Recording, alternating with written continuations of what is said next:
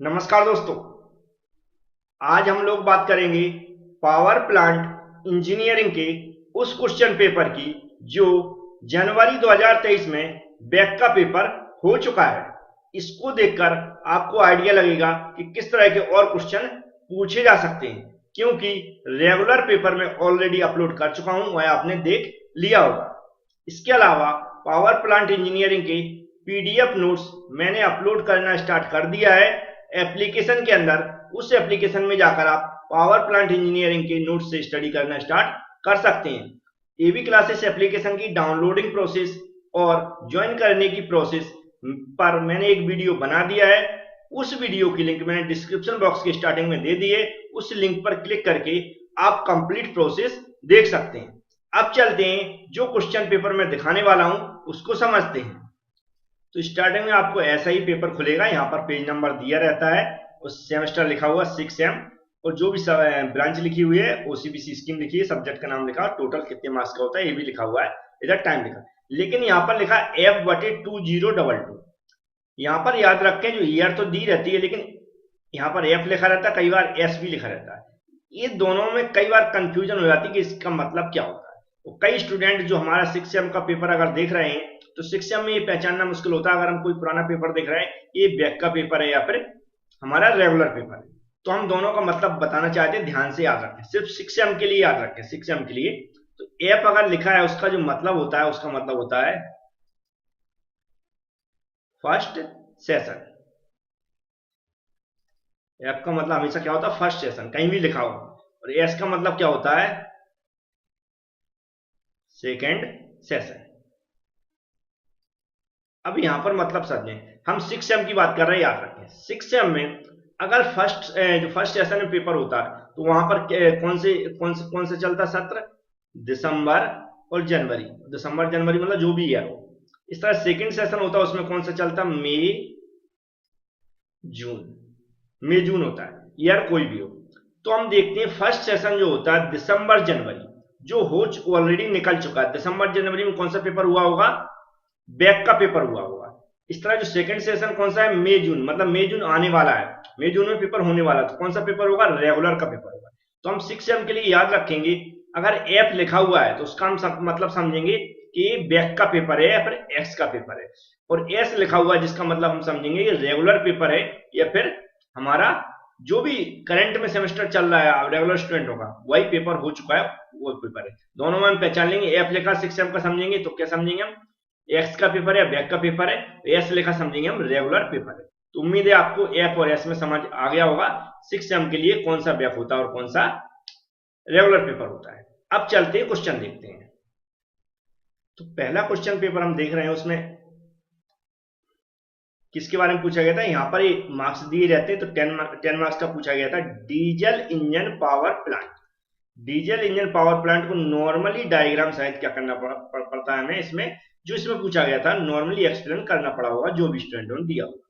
ठीक है, अगर ये मान लो इस तरह का क्वेश्चन पूछा गया, अब जरूरी नहीं कि इसी तरह का पूछा जाएगा, इसके एडवांटेज और डिसएडवांटेज पूछे जा सकते हैं, या फिर सिर्फ ओनली कंपोनेंट को बोला जाएगा, कंपोनेंट को एक्सप्लेन करो, लेकिन डायग्राम दोनों में बनेगा। तो याद रखें, नेक्स्ट क्वेश्चन में हाइड्रो इलेक्ट्रिक पावर प्लांट के क्या देखो इसमें भी क्या पूछा गया था, कंपोनेंट पूछे गए थे और डायग्राम को एक्सप्लेन करने के बारे में पूछा गया 10 नंबर। जबकि जो मैंने पिछला पेपर आपको दिखाया था उसमें आपने देखा होगा कि जो हाइड्रो इलेक्ट्रिक पावर प्लांट है उसके एडवांटेज और डिसएडवांटेज पूछे गए थे और कंपोनेंट भी शायद पूछे गए थे। तो क्वेश्चन को सिर्फ चेंज किया, हमें इसकी कंप्लीट स्टडी करना है हाइड्रो इलेक्ट्रिक पावर प्लांट के बारे में और जो हमारा डीजल पावर प्लांट के बारे में, विद एप्लीकेशन और एडवांटेज और डिसएडवांटेज सही।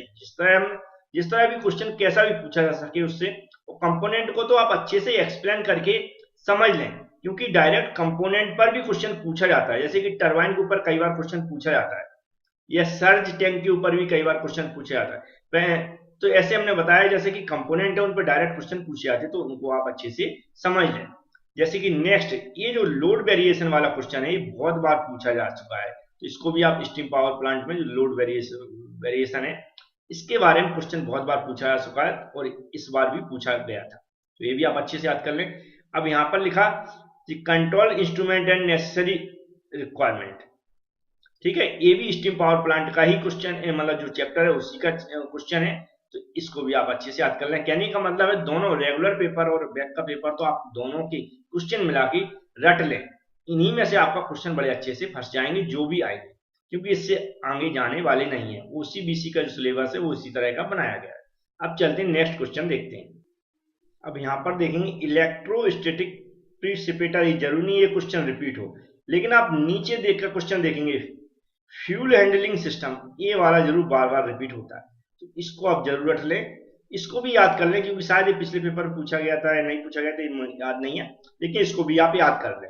मैं देखता हूं पिछले पेपर में पूछा गया था या फिर नहीं पूछा गया था, लेकिन फ्यूल हैंडलिंग सिस्टम का क्वेश्चन बार बार रिपीट होता है। इसकी कंप्लीट डिटेल है उसको आप अच्छे समझ लें, क्योंकि अलग अलग टाइप से इस पर क्वेश्चन बना के पूछा जाता है।